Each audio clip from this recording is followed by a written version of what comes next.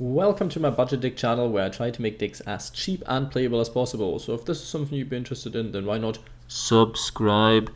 Today with the new For Hire support, yes, there's been actually 2 or 3 new cards, one of them is an ultra rare, and with that I want to start off with the elephant in the room. Let's talk about the budgetness of this deck. Let's talk about the cost, what can you shave down if you really want to, and there's one thing that instantly jumps to mind, which is Linkuriboh. I've included this in here because there is like a neat little combo that you can do with this one in comparison to Donner, because Donner doesn't have to tribute itself. Then you can tribute another link monster, you can go into a Filo, and then you can get 2 monsters back and keep this one on board, which isn't too bad. The only issue is it doesn't super work with Folgo, because Folgo still needs 3 monsters and it's not just 2+, so if you use this you don't actually gain that much from it, but you can get things from your hand then, which we play quite a high ratio of For Hires in our hand, in our deck as well, so there might be quite a few in your hand, so you might want to get stuff out from your graveyard and from your hand, and so on and so on and so on. So I really like having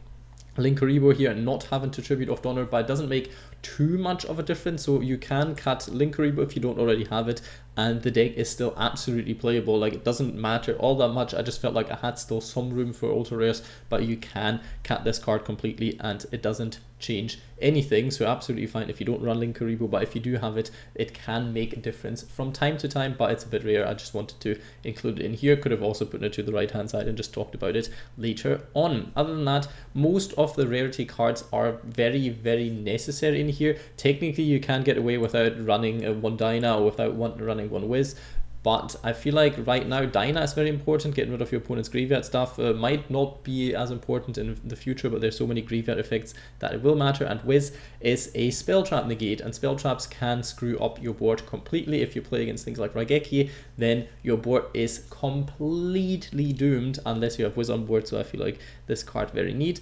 Although this and having Rafale on the board is sometimes a bit irritating, because you need to have 2 discards then if you can't pop a card during your opponent's turn and draw 3 more Folgo, so there's also a bit of that when it comes to this. We start out with triple Filo. You can technically only play 2, but I feel like triple is a lot better. This card very strong. First of all, works with the Linkuriboh thing. Second of all, gives you more board presence because it gets stuff back from the graveyard.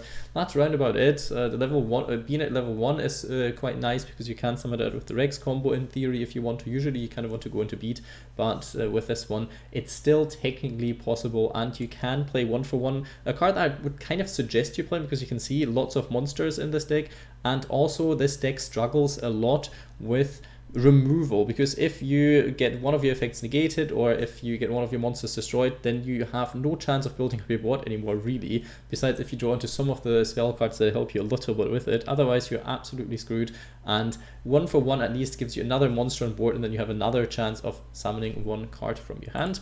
Triple Donpa Marksman for Hire, because this one is part of a combo that lets you draw during your opponent's turn, which obviously isn't too bad either, and pop a card during your opponent's turn, so I feel like triple this makes sense. You can cut it down to 2 if you want to. I've seen lots of people only play that 2 as well, so that I feel like is fine. Only 1 Recon set cards aren't that crazy at the moment, and also the issue with these 2 is they're both beasts, they're both wind monsters. This can be problematic in multiple different situations, especially the fact that they're both the same type, because that is problematic for all of your link monsters, the For Hire ones at least.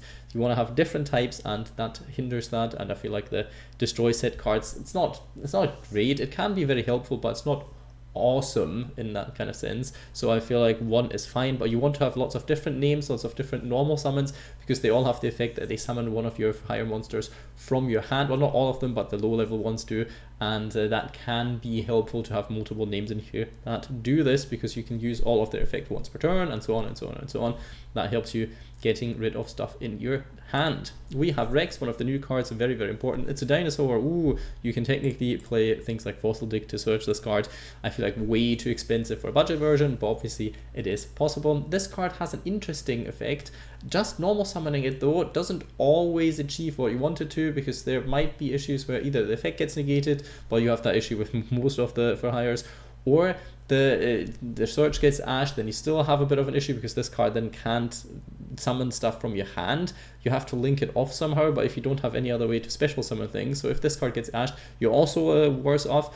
And this is something that can't happen to the other normal summons, because the other normal summons cannot be ashed because they just summon something from hand, so you don't lose out on this. But if this one you normal summon is, and then you don't have any follow-up plays, it's a bit worse. But usually you want to be searching Rookie for Hire, and Rookie for Hire gets you either into Beat or gets you into Filo, and that does lots of combo stuff. Plus, this card has an amazing second effect as well. During the main phase, if you control a For Hire monster, we'll ignore the whole if you control a monster For Hire. Terrible pun, really ruins problem solving card text. I mean, I like the pun itself, but don't think they should have done this the way they did. You have it as a quick effect, so even during your opponent's turn, you can banish this card from your graveyard, then target one card For Hire in your graveyard, either add it to your hand or special summon it if it was a monster. First of all, not special summon it in defense position, so you can get a link monster back. Very, very, very, very important, especially in a budget version where you might have some issues with getting things back to the extra deck, because we only run one of each of the important extra deck monsters. And also this can trigger the effects of your For Hire monsters during your opponent's turn, so you can pop a card with things like Donpa, for example. You can search a card with Beat, and so on and so on. You get the drill. You can special summon a monster with Filo, so you have a bigger defense wall. So this is very neat as a card, I would say. A very, very nice addition, makes the deck a lot more competitive than it was before. Let's talk about the standards in here, because this deck thrives on hand traps, because you can draw 3 during opponent's turn, and obviously you want to play as many hand traps then as possible. Stuff like DD Crow, Maxi, Ghost Bell, Ash Blossom, that's all stuff that makes sense. Effect Veiler technically, because Infinite Impermanence isn't the same when it comes to this, because once you control a monster, you cannot use this from your hand anymore.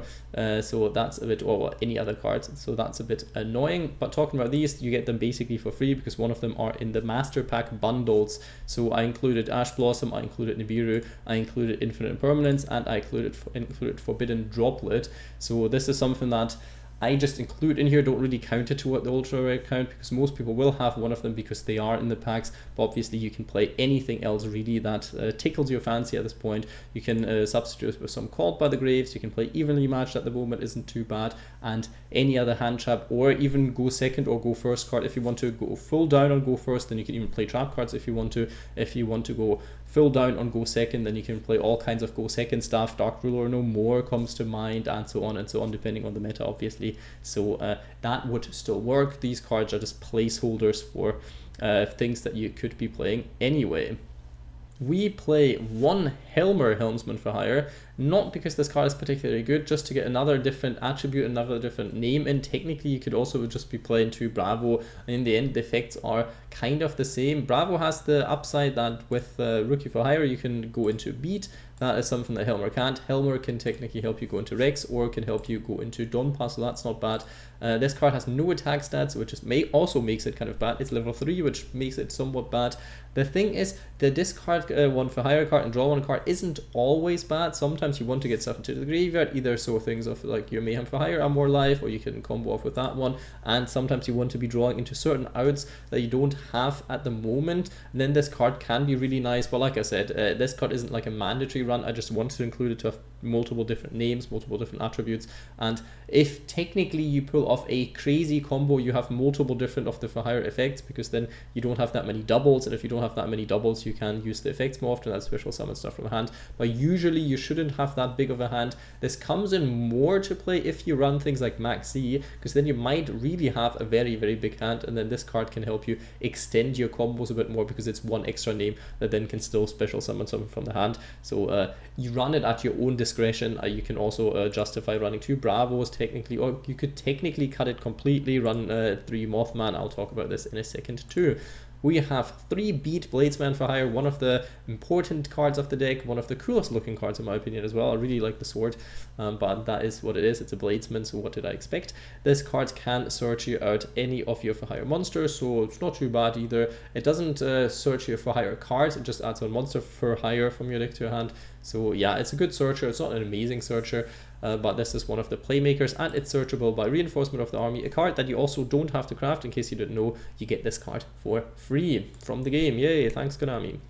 We have Seal Strategist Fur Hire, a card that usually in a more consistent version that runs more consistency cards would be a definite like 1-off, but I like it as a 2-off. It can first of all recycle your extra deck monster, so that's not too bad. It can add stuff back to your hand, so you have the discard for the next turn when it comes to Rafale and Wiz, so you have that one going for you. The attack stats are fairly decent, and level 4 still makes it be able to go into beat if you draw into Rookie Fur Hire, so there's that. Same for Bravo, but the effect is a bit worse, but the attack stats are a tiny bit better. This card boosts your attack stats of your Fur Hire monsters on the field by 500. Sadly, until the end of this turn. Would it really have been asked for too much if it was a permanent attack increase? I don't know. Might as well have pumped it down to 400 then, but I feel like that would have been a lot more helpful than the once per turn 500, because completely honest here, even 500 on Folgo doesn't even make it go up to a 3000 attack point monster. Yeah, not amazing, but the effect is okay. You've got one more name in here, it's a reptile, so that works, and so on. It works okay with Rookie Fur Hire, so I did feel like a one-off inclusion to make the deck a tiny bit more consistent, because we obviously want to be starting with a decent number of Fur Hire monsters in your hand, because otherwise you can't really do any combos. If you start with the one Fur Hire, then that usually does nothing unless the one is Rex, and even then your combo is still short-ish. You still need something else on your board, and when we're talking about something else on your board, that's where Danger Mothman comes in. Like I said, a card that you might as well be playing at 3. Discards don't hurt you too much in this deck. Also, this card is a level 4, so you can easily go into beat with the Rookie Fur Hire, because you just have to tribute a monster. It doesn't have to be a Fur Hire monster, you can just tribute any monster that you have and do that then, so that's fine. This can draw you into a nice card, can add into another monster to your board, and the good thing about it is it's an insect monster as well, so this one works with that, because 2 monsters with different types. Doesn't even have to be for hires, so that's fine, and that's also 3 monsters with different types. Doesn't even have to be for hire monsters, so this card still works in here, so I felt like this was worth an inclusion. We have one Dyna here for hire, already talked about it. It's a decent card. It doesn't summon from hand because it's one of the higher level ones, and yeah, it's okay. It's not super great. Monsters your opponent controls cannot target for higher monsters you control for attacks, except this one. This can come in handy from time to time, especially if you boost the attacks by 500, because then this one is 3000, and then they can't run over your link monsters or over your negates and things, so not too bad either, and it gets rid of stuff in your opponent's graveyard that they might not be able to chain, hopefully. It is what it is. Sometimes that helps, sometimes it doesn't. We have Wiz, basically the same Rafale. The whole life point gain might matter in the TCG or in the OCG with time rules and stuff, but in here in Master Duel this matters very, very little. Sometimes it can save you a game, but usually it doesn't. It's mainly in here for the spell Trap Card Negate. One Kaiju, just because I feel like there are some creatures that you cannot get rid of, some monsters that are unaffected by stuff, especially if Blackwing's running Rampage at the moment. It's not that easy to get rid of certain things. If they make an Armor Master that can't be destroyed by battle and cannot be affected by anything else, so this card might come in handy. And you have some ways of getting into it when you play a Rafale. You can dig for certain things and then hopefully draw into that one as well, so that can help. We have this one, very, very good, very big combo piece. You kind of do want to be running this at 2. This is also something you could be cutting Helmer for if you want to. Usually you can special summon out of your deck, but there's also a combo where you would special summon Donpa out of your deck and search Rafale before with beat. But still, since you have a new deck and you'll be able to search it anyway, it's fine. It's just like if you want to have both of them, then it's more useful from time to time to have multiple of this in deck, because then you have a chance of getting into it without searching it beforehand. One Nibiru, already talked about this, very, very good hand trap for going second, because that can save you some games. Monster Reborn, very nice card here to extend your board state if your opponent gets rid of some of your stuff. Then this is, especially going second, quite a nice card. But going first, it's not too bad either. We have Reinforcement of the Army, search as you beat. We have Book of Moon, good go in second, good go in first. Same for Forbidden Chalice, very budgety cards. We have Mayhem Fur Hire, very, very interesting card. Sadly, it's a hard once per turn. Wish it wasn't. It didn't really make that much of a difference, I'd say. Although you can recycle it with Rex, so it would have been fairly decent if you could use it multiple times. Then I would definitely play it at 3. Like this, I played at 2 because it can be bricky in your hand. Although it is a Fur Hire card, so technically you can also discard it with those 2. Can help you get some stuff back, and the fact that it's a quick spell matters more than ever nowadays, because you can set up your plays a lot easier, and it's searchable now, so you can pull off the whole Donpa combo during your opponent's turn to pop things and then draw 3 cards a lot easier with this one. We have Forbidden Droplet, also a good going first, good going second. Rookie for Hire, very interesting card because you just tribute one monster. Doesn't even have to be a for hire monster, and then you can, it's basically like Downbeat and the other level up card in one, because you can special summon from your hand or deck one monster whose level is one higher or one lower than the tributed one. So that is very nice. And watch out though, you cannot declare attacks on the turn you activate this card except with for hire monsters. So this is something to keep in mind if you want to be going into your extra deck and you think you can finish the game. We have Infinite Impermanence, also talked about this, for the extra deck Herald of Pure Light to recycle some of your cards, not too bad because you have some level 2 access. We have number 45, Crumble Logos, also good against floodgates and things. We have Mannequin Cat, can come up. Super Quantal Mech Beast can come up, has decent defense stats and is your spell trap removal. Sadly, this deck crumbles under floodgates like Skill Drain because there's no way of getting rid of Skill Drain because the only removal you have is monster form, and if you can't use it in monster form then you are kind of screwed. Basically the whole Mystic Mine debacle, but a bit smaller.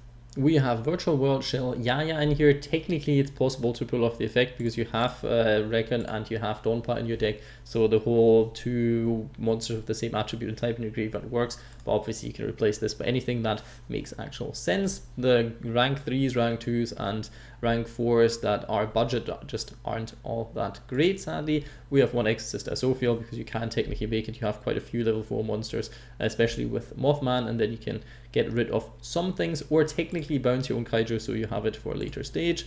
Link Kuribo isn't only nice for the combo with Donner, but also is quite nice to save your monsters from being run over by battle. Puzzlomino can come up quite a lot because you have lots of different monsters with different levels, so that's a thing. Proglio can get you your Link monsters back. It's not too hard to do this either, so there's that, but watch out, they will be banished afterwards, so you technically don't really want to be doing this, but you could. We have Donner, Dagger for Hire, very nice card. You can only use one of the effects per turn though, you can't use both, a bit annoying, otherwise this would be crazy, but still a very, very neat card. Decode Talker, budget hero, Power Code Talker if you have to beat over something with more than 3000 attack, up to 4600 then, because I think it doubles it, so that works out very well. We have Folgo. This card draws you lots of things, it summons out things from your deck, and it cannot be used as a link material, so keep this in mind. Not just the turn it's made, never can be used as a link material, so there is that. We have one Tri-Brigade card in here, technically can make this, technically can help you to summon monsters from your hand or graveyard, but the effects are negated so it doesn't matter overly. You could trigger some for higher effects with it though, but it's a link 3 so it doesn't come up that much. You can play some of the low level Tri-Brigade monsters like the link 2s and do some shenanigans with them, but I felt like this wasn't necessary in this more pure build. And budget hero Raster Liger. Let's talk about some other cards you could be playing on the right hand side here. Obviously Hand Traps, DD Crow, Maxi, Ghostbound Haunted Mansion, all of these cards come in handy. You can play Arch Nemesis Eschatos because this card needs 3 monsters with different types in your graveyard or face of field and then cannot be destroyed by card effects, and you can declare one monster type on the field, destroy all monsters on the field with that type, and neither player can special summon monsters with that type. Can help you very much against Tearlaments, for example, because a lot of the time you will already know that they are playing Tearlaments because they might have used like Halfness during your turn and whatnot, and then that can help you stop them from summoning aqua monsters. Not that they can't do it on your next turn then, but it is what it is. We can be playing some sprite combos, and I might make a more dedicated for hire sprite variant because it's not all that expensive, although you will need some more ultra rares than you would wish for. It's still possible, and I think I will make this on my channel just as a little gimmick because, you know, trying to get the most out of the sprite engine while it's still around. If you know my channel, you know exactly what I'm talking about. We can be playing Sprite Elf as well, Appaloosa, all kind of Link Force, Access Code Talker are things that you can easily play as well. And I wanted to give a shout out to Trading for Hire. The effect, well, the card's name is terrible, but the effect is technically playable, and I've seen it with some other decks that really annoyed me. I think it was the Ice Jade card, which is a lot better than this one, but constantly replacing the monsters isn't terrible. So yeah, it's an okay card, and since it's searchable now, I thought of playing it. I tried it out, but a lot of the time you kind of don't want it. If this had a neat graveyard effect, then I would play it because then you could discard it for negates and then do stuff during your opponent's turn with it. Sadly, that's not the case. You can play it if you really want to. It's not awful, but it's also not an amazing card whatsoever. Let's move it to the rating section. Alright, how would I rate this deck in terms of the strength, the power level of the... I would say has a bit of a hard one. I'd say like a low 3 again, could be a very, very high 2. The thing is, if you get the combos off, then the deck isn't half bad, and it might be like a very okay deck for like high gold, low platinum, and you can do some stuff, and with a few hand traps, this deck is fairly playable. The issue is, every single disruption makes this deck so hard to play because you then already lose any kind of board presence with it, because if you can't summon stuff from your hand, then you don't have anything on board. If you don't have anything on board, you can't summon anything more, and if you can't summon anything more, you see where this is going. So I would say a very, very, very low 3, because I did have some fun, and there were some combos in here, some plays that are fairly decent, and you can splash in a lot of generic cards, which make this deck a lot better than some other decks. So I would say a very, very low 3. Talking about consistency, the deck is, I'd also say a very low 3. It's a bit like GOAT in that sense. You have lots of combo starters, you have lots of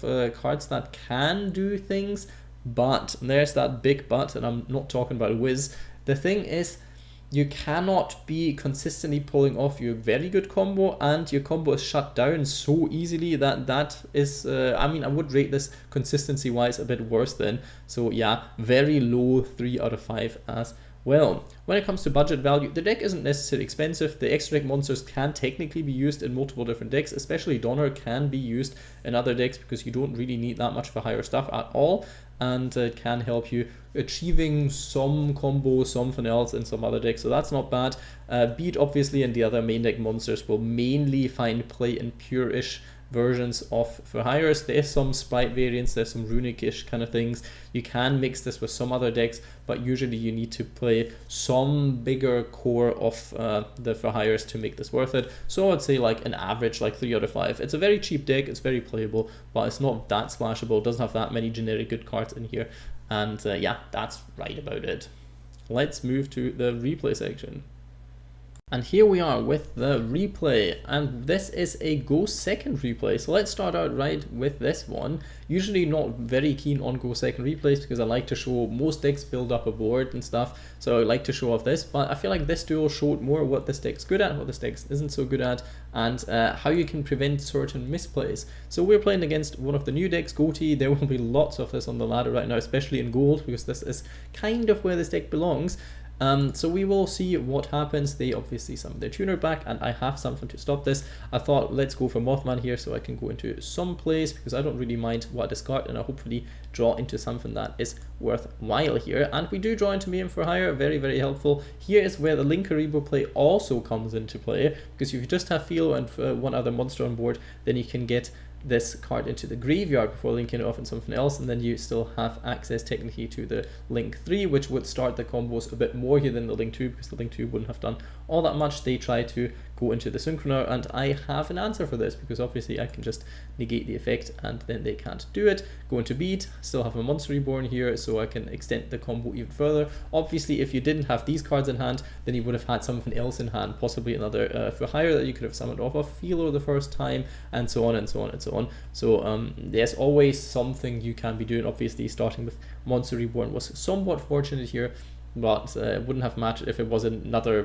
Fur Hire monster. Then I could have done some other plays, considering if they didn't have any negate on board. If they did, then we would have been a bit screwed. So summoning out Rafale here, going into something that we can use for the next turn possibly. I decided Ash Blossom is the choice of card here. Could have done some other shenanigans from the extra deck, but I didn't really feel like that was necessary whatsoever. Now we get to draw 3 new cards. Isn't that crazy broken? If you can go second with this card, get it out, and then destroy a monster, then you can draw 3 cards. You can already tell if you play this against modern decks, then usually if you get to the point where you can use this card's effect, you're probably already in quite a good position. But on the other hand, you will run up against decks that have a crazy good resource management, and then having 3 extra cards in your hand surely won't be too bad. So we use Filo's effect now, because we have done everything we can. In the main phase, we have new cards in hand now that give us stuff. They can start their combos again, and I was like, let them just get into this. I should have probably just negated the tuner here,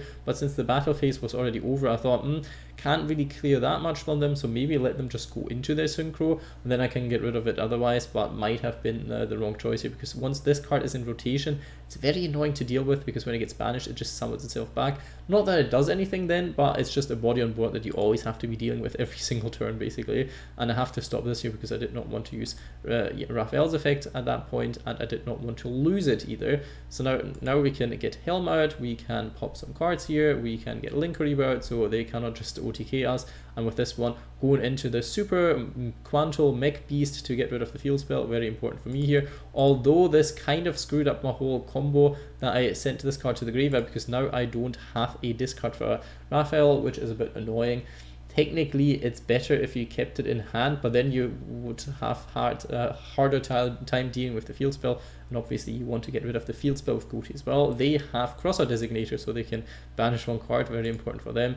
They banish one of the tuners, so they have that for the next turn as well, which I underestimated. Very, very important for them here, this. And I thought, why not Book of Moon this? Because I thought if they get another tuner back and they don't have enough monsters on board, then that would be fine. I should have probably just booked the monster that wasn't a tuner, but then they could have just changed the other tuner and still went into the synchros. Yeah, it's a bit annoying because, oh well, the effects are only doing your opponent's turn anyway, so maybe I should have just waited for that. Then, like I said, there will be misplays in here. The deck is fairly new, and sometimes I get a bit confused with what you can do. I thought, let's ash this because they have another one, and now they do some other plays. I could have probably played this a little bit better, but like I said, against new decks, sometimes testing isn't too easy. The good thing is we still have possibly a negate during the opponent's turn if we draw into a Fur Hire monster or Fur Hire card, which we do run quite a lot of, so statistically speaking shouldn't be too impossible. If though we don't, then they can nuke the entire field, and that would be a tiny bit annoying. We are lucky here, never punished for any misplays, so they cannot just do this. Weirdly, they didn't even attempt to do it instantly. I don't know, I would have possibly done it so don't get any more stuff out of here, because with this one, if we pop the card, then we get 3 more cards and then they're completely screwed. So I thought, if you want to have a chance of being able to use this effect, then now. Guess not. Evenly matched would have been somewhat devastating for us as well, and now we have 3 more cards, and it wouldn't have been unlikely at all. So I would say a bit of a misplay on their part, but I might be wrong here as well. We plus was it because this card wasn't special summoned this turn anyway? Could they have not done this? Oh yeah, if this card was special summoned this turn, it wasn't, so it would have been fine regardless. Like I said, new deck, different effects from time to time. So glad we figured this out. They couldn't have any way of going into a synchro. So yeah, good for us. And now with Dyna, which obviously you don't want to banish anything that helps them, so you have to watch out. That's them banishing stuff, not me for once. And now I've banished just the spell trap, so they can't recycle their field spell again if I get rid of the other field spell, which I couldn't have beforehand because it's protected if they control a synchro. So there's that. Now they can go into this, but now I have already enough stuff that stops it, because yeah, we have the monster negate and they cannot use this effect again this turn, and we can combo off here. Rex comes into play now. We get a Rookie for Hire, tribute Rex to pop a card. Might have played this all wrong because they can keep recycling, things, they can keep getting things back. That's what I was talking about. You constantly have to be dealing with this, but both sides have plenty of plays. One thing I want to mention with Rex here, with Donner here, very important, if you summon the 2 monsters back with this effect, the one that you choose first is the one whose effect you get to trigger, because that's the one that's first on board, and then the other one gets summoned. So you trigger the effect of the first one you choose, because this is very interesting, because they don't get special summon at the same time for their effects, if I'm not mistaken. I don't know how Master Duel does it, but that is in testing how it felt like. Correct me if I'm wrong, but I think if you choose the first one, that's what it does. Now we have some more combos. We can add beads back, so we still have a monster negate for the next turn. We can now clear the opponent's board a little bit. It's quite hard to finish the game against them because they have such a strong resource game with the field spell up and constantly being able to recycle cards. I did forget to use Link Reborn earlier as an effect. I wouldn't have gotten any damage at this point, but at this point we don't really care about this because our field looks amazing. And if you had any good extra deck cards, the field would possibly look a bit more amazing as well. They still can do some more things here. They start their plays once again. They have a 1-for-1, so they can go into Beautiful Princess, and I was like, let's negate this so they don't get into more of their play starters. Maybe that would be fine. They still have a way to get into stuff the next turn. Now I remember to use Link Reborn, so still works out. We still have a very, very good board. Same problem now, we don't have a monster negate, but we drew into another Fur Hire because the Fur Hire count is so high in this specific deck.